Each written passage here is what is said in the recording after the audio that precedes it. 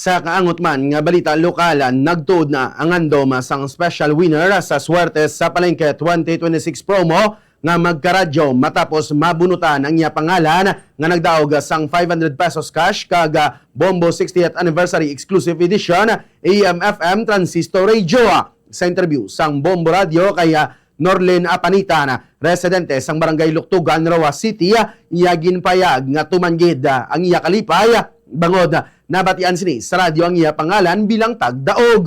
Suno kaya Apanitan nagamit ini sang resibo worth 300 pesos sa mga produkto sang Pure Gold.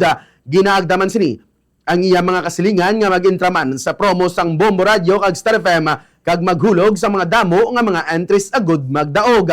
Yari bala pamatian nato na nangin kabahin sang payag ni Norlin Apanitan.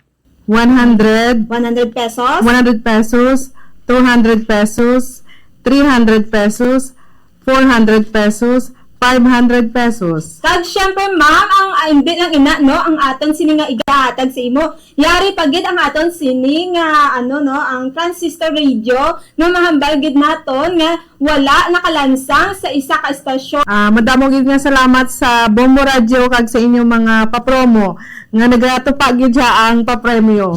Basta radyo, Basta Radio Bombo Star FM, is all for you.